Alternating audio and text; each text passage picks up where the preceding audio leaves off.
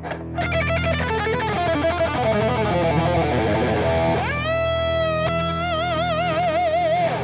John here. Here's Lick of the Day number 86. It's an E Phrygian dominant picking run, and as usual you can find a link to the tabs in the description below or by clicking right here on the screen. I'm gonna play it slow once and then break it down. Start here on the 13th fret of the high E string.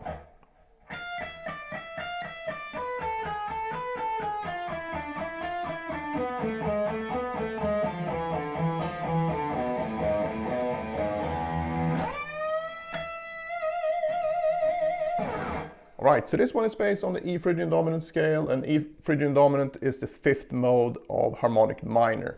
So E is the fifth note in an A harmonic minor scale.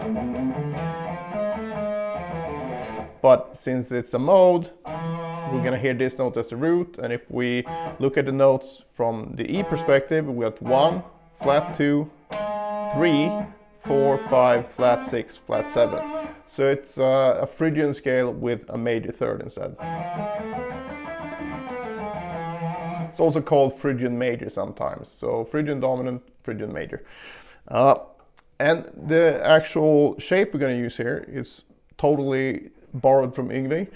He usually does this 6-note pattern using this shape, but we're going to do a 7-note pattern instead. But I'm going to show you the shape first. So we have 13, 12, 10 on the high E string, then 12, 10, 9 on the B string. And we're going to repeat that in the next octave. So we just take this note, chuck it down here, and we have the same shape as we had up here, but 3 frets down. And then we do that again, but now only 2 frets down, because we don't have to compensate for the B string. So that's the basic shape, but the pattern we're going to play inside this then is going to be the 7-note pattern, and if we number the notes from left to right, 1, 2, 3, it's going to go like this: 3, 2, 1, 2, 3, 2, 1. Then we'll repeat that on each string: 3, 2, 1, 2, 3, 2, 1, 3, 2, 1, 2, 3, 2, 1, 3, 2, 1, 2, 3, 2, 1. And since this is an odd number, it's gonna, when I'm using alternate picking here, every other string is gonna start with a downstroke and every other string is gonna start with an upstroke. So down, up, and so on. So yes, let's just do this very slowly so you can see what I'm doing. So I'm starting here on 13.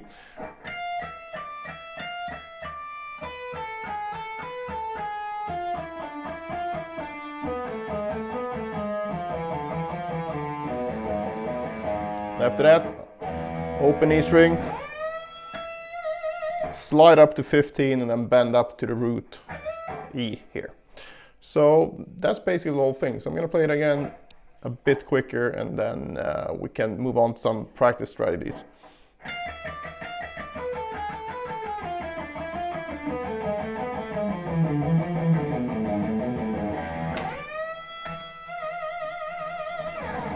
Alright, practicing this, very simple actually. Just take each string group, in this case E and B first, start with a downstroke, play, just repeat those 2 strings. So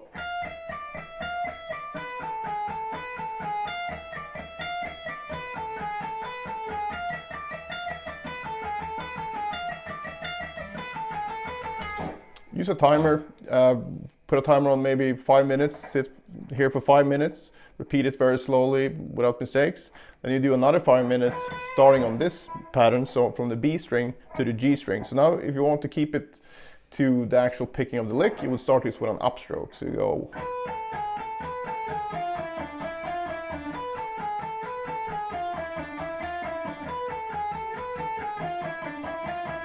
Then you go on like that. So you start on the G string.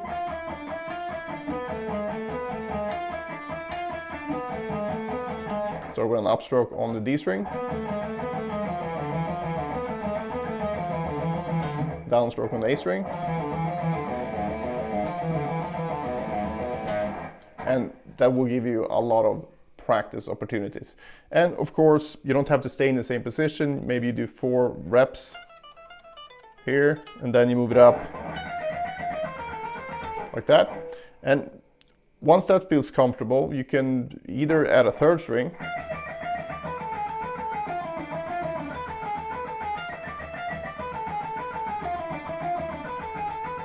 and do the same thing going down like that. So that's a good variation as well. If you like the sequence itself, you can just translate it to other scales. Let's just take a C major scale here.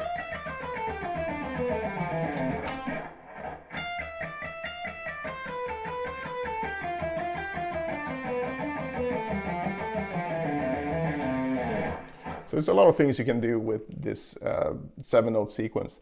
And you don't have to play it as septuplets either. You can just play it as 16th notes or whatever subdivision you want. But I think it might be easier to wrap your head around it if you do it with 7 notes per beat at first. Even though that might sound like it's, 7 notes per beat is harder. But if you just get the tempo down and count it out, so you go like 1, 2, 3, 4, 5, 6, 7, 1, 2, 3, 4, 5, 6, 7.